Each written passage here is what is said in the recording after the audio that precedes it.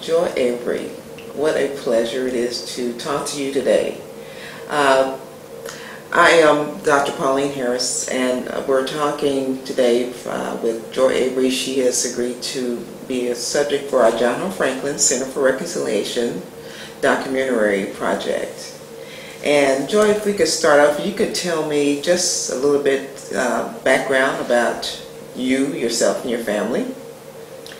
Well, I was born in Tulsa, Oklahoma in 1946, and my mother was born in 1914, my dad in 1902, all in Oklahoma. And one of the things that I always remember when growing up with my family is whenever we had get-togethers about Christmas and Thanksgiving, I would always hear the same story. Mom would talk about the race riot, and we heard it again and again and again. And finally, I had an opportunity to get a degree in writing from CSU, and I was told, if you're going to write something, do not keep talking about it because you will lose your energy. And at that point, I talked to my mom. I went to college, and both out of state and in state, and I said, Mom, it's not in any of our history books. Nobody talks about it. You have got to interview people who have endured this. You experienced it when you were 7. You've got to talk to people. And so when I went off to school in the 1970s, she started a 30-year study of blacks in Oklahoma, of the race riot, of what has happened before, after, during, what caused it, interviewed people who were involved in it, and finally made some tapes and also transcribed those tapes. And more people know about it now because of her. And what were your parents' name? What was your mother's name? Ruth Sigler Avery. Ruth Inez Floribel Sigler Avery, actually. And your dad's name? James Layton Avery. All right. And so your mother, she was a writer by trade, or she just... She always enjoyed writing. I say, when you asked me to write down what her career was, oral historian, because that is what she did best. She would take the stories of her growing up, of what she experienced, of what other people experienced, and tell people about it. In fact, before any books were written on Route 66, she was interviewed. Before the books were written on the Tulsa Race Riot, she was interviewed by Ellsworth and by Wallace and by all these writers, and she very generously loaned all of her documents, all of her photographs. Other people in North Tulsa that she was interviewing would send her photographs that they had, which nobody else had. And most of the time they would come back. Sometimes they would not. What was life like in Tulsa for your parents before the race riot? Did they ever talk about that time frame since they came here in the early 1901? Well, my dad was born in 1902. Mm-hmm. His father, Cyrus Stevens Avery, was very involved in real estate, and decided that even though he had lived in Veneta and in Oklahoma City, that he really wanted to make Tulsa his home. And so he planned everything around Tulsa, and that went everywhere from being really important in the development of Route 66, of deciding where Route 66 would go,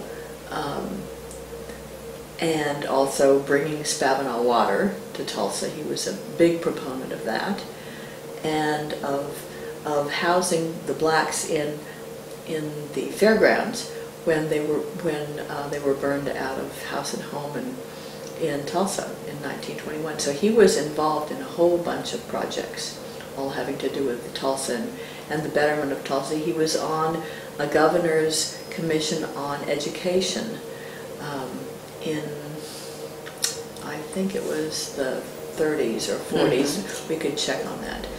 And he was just so totally involved in civic service. That was part of his blood, to give to his state. And I was very proud of that. I knew that he had done important things, and I was expected to do important things when I grew up, but I didn't know half the history I know now of Granddaddy, because I started getting involved in Route 66 conventions, and that was like 1990, no, not even that, it was 2004, I believe, was the first Route 66 International Festival I'd ever been involved in, it, where everyone was telling me about my granddad, which was wonderful. Now your granddad, what was his name? Cyrus Stevens Avery. Okay, and he was... He's considered the father of Route 66. Okay. And in any book.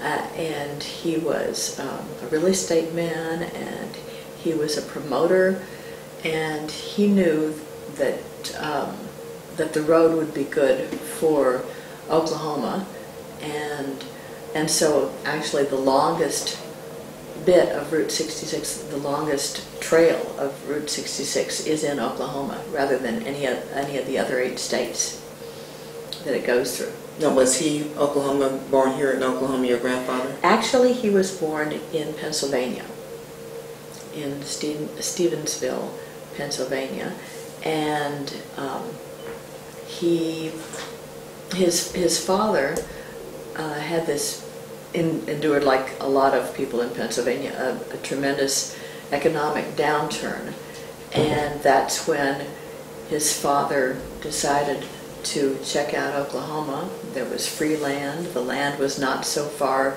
from being different from the land that they were tilling in Pennsylvania, and so he went to Oklahoma to check it out, and then came back and then left again with Granddaddy with him, and they worked the land, and they were located I think it's 5 miles south of Jay, which was right on the Spavinaw River. So he grew up kind of on the Spavinaw, and he loved the taste of the water. And in fact, he had a tradition that on his birthday in August he would come back to Spavinaw and wade in the water. You're familiar with the words. Of course.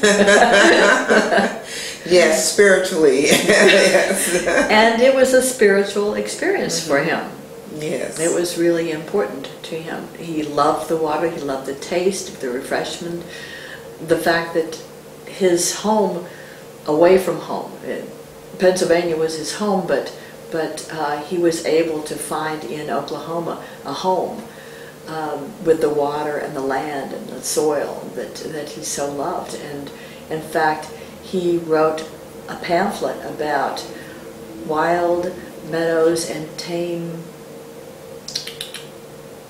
forests, I don't remember exactly the same name, grasses, wild grasses and, wild grasses and tame meadows. Because it was really important to him what would grow in Oklahoma, what would save the farmer a lot of effort from having to till his fields and mow his fields, or whatever they do with fields, so that and that they have the proper composition of wild herbs and grasses, as well as the right composition of livestock that will take care of itself, so that the farmer doesn't have to spend all of his time plowing. And I thought that was pretty creative. So he was, your grandfather basically got here, homesteaded after the Sooner land run? He was 1886 is when he first moved here. He was 13 years old. So this was prior to. Right. So and this was also during the time when Oklahoma was Indian territory. True. And we have more to discover about that, how he ended up with the land. He was in real estate. He was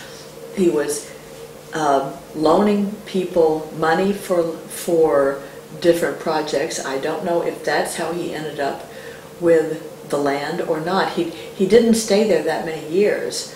It would be maybe 2 years or something like that before he moved to Missouri and got his education there, and then started teaching elementary school, and then went to school at Liberty College, got a Bachelor of Arts there, and then married Essie, and they moved to Veneta first. No, Oklahoma City first. That was where my father was born, and then Veneta, and that's where Gordon was born, and then moved back to Tulsa, 1601 South Owasso is where the house he built is, and it is very well preserved.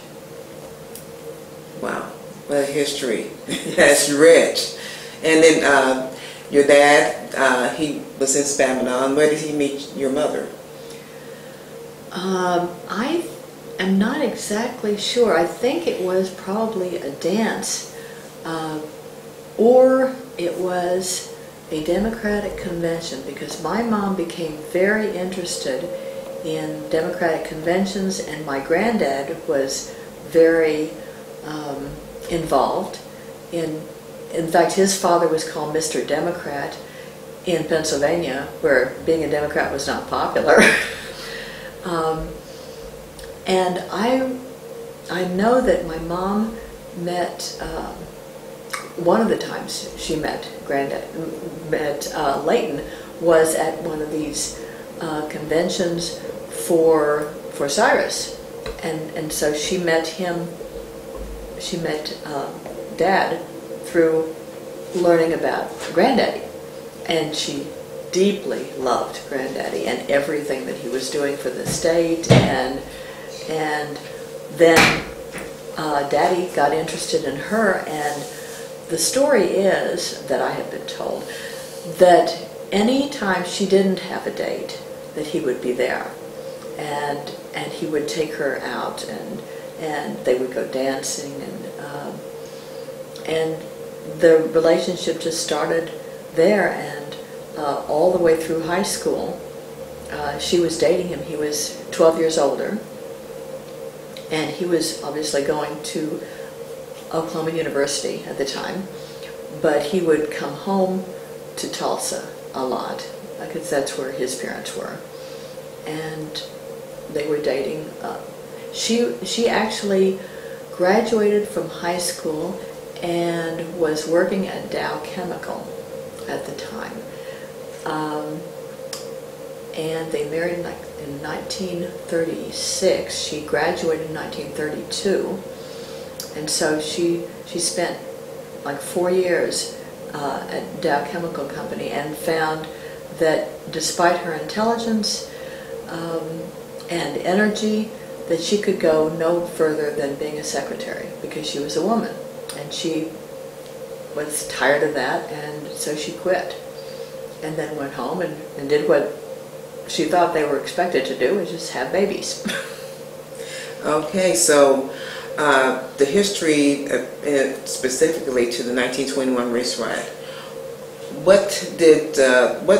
how were the events of those days, during that time frame, how were those events passed down to you? What were the memories that were shared with you?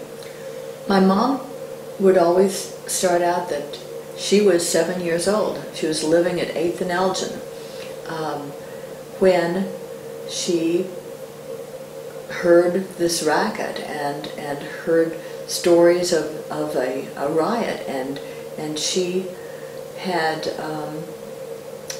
a view of the street, and told me the most horrible thing that she'd ever seen was when there was a clacking outside, and there was a huge truck full of dead bodies of blacks, and on top was a little black boy whose eyes were open, and they hit a rut in the road, and he was looking right at her and was nodding like that, and she was just horrified. And she told me that before that, she and Jack, her brother, who was a couple of years older than she, I think maybe 4 years older, went to Standpipe Hill to see what they could see. And that's where they saw the race riot. And they saw the airplanes bombing, and she couldn't believe it.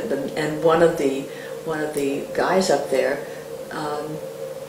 said, "You better go home or you're going to be shot like this." Oh, I remember now, when she first found out about the race riot was when she was supposed to do a part in a play, and she was all dressed in white, in a white gown, and she was supposed to hold up her doll and say, "My dolly is the best in town." And that's when someone ran into the auditorium. She was at Holy Family, ran into the auditorium and said, "There's a race riot, you have to leave, go home." And I remember her telling me that she was in this nice white dress, but she was shoved down onto the floor of the trolley that was all dirty, and she was afraid that her mom was going to get mad at her because she was ruining her dress. But people were shooting, and there were shots that were going through the trolley as they were going home. She said it took a really long time to get back to her home from Holy Family. And Holy Family, where is that church? It's downtown Tulsa. I think it's on Cincinnati, maybe. Okay. But it's, a couple of miles maybe. And all these events, the riot historically is as portrayed as it started downtown. Right. And those are your mother's memories. What were your dad's memories? My dad was not much for talking, so he did not really share many of his memories of the race riot. Probably more when he was interviewed, then he would have shared the memories. But rather than have it secondhand, I'll give you the interview, and you can get it directly from him. Okay, great. Now, you were born in 46, and you were raised in Tulsa? Yes. What were your memories of, describe what life was like for you as a little girl, and how you interacted in Tulsa with just different population that existed at the time?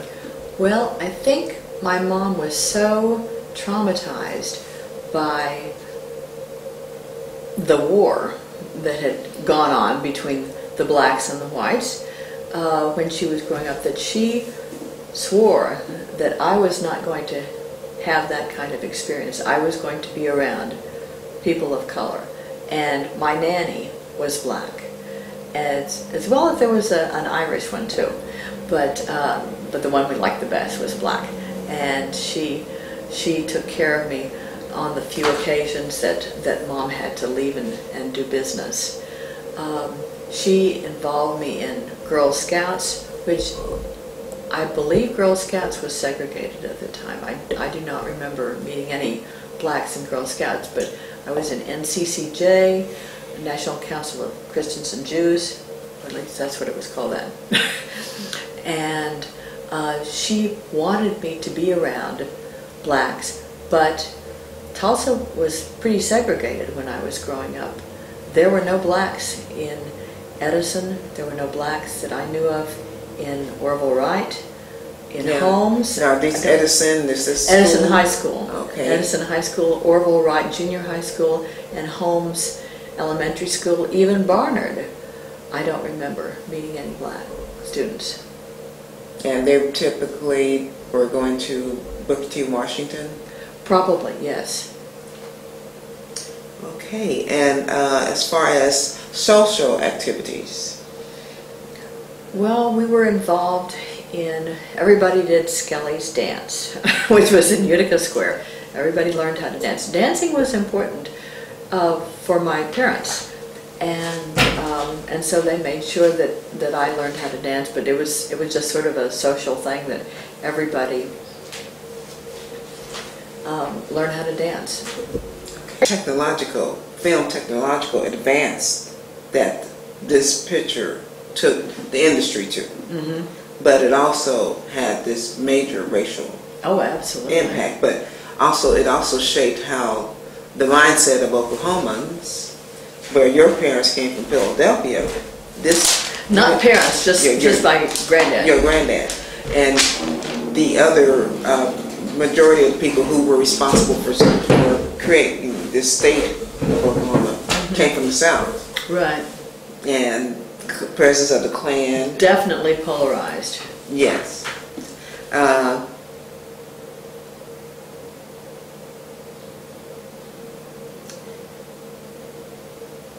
And school districts, you talked about the school system.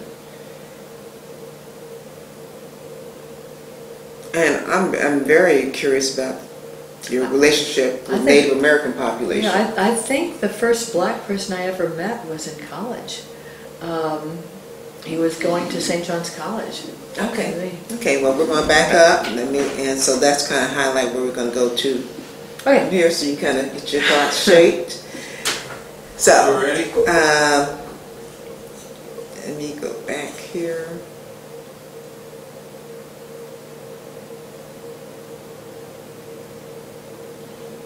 All right, ready.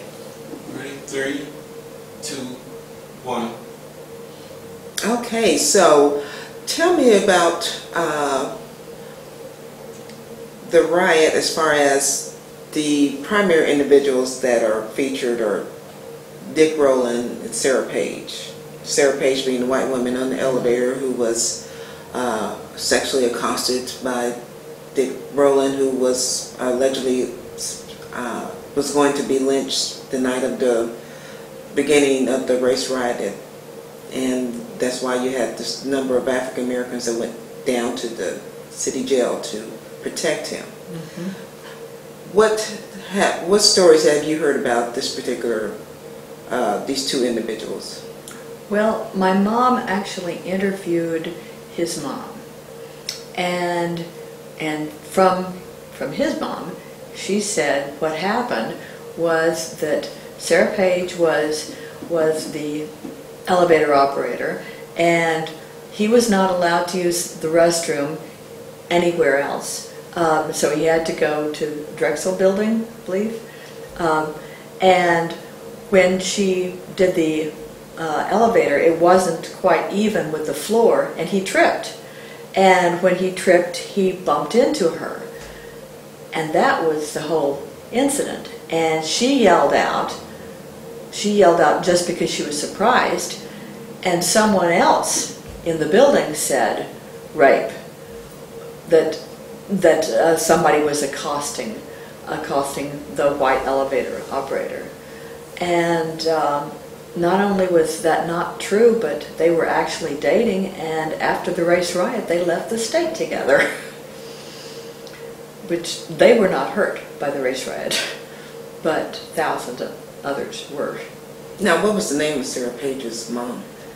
Now, I don't know Sarah Page's mom. This was the black Dick guy. Rowland's. Dick Rowland's mom was the one that she interviewed. Okay, and she didn't know.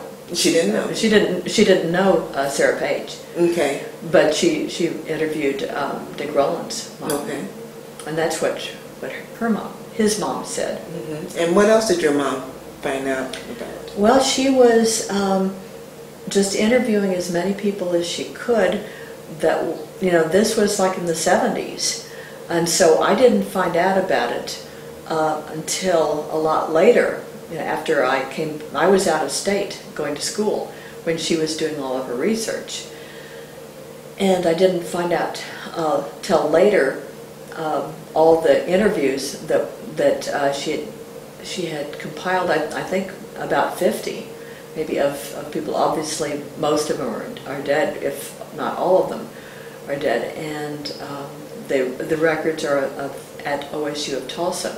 I donated the records of my mom as well as all the records of my granddad having to do with the establishment of Route 66.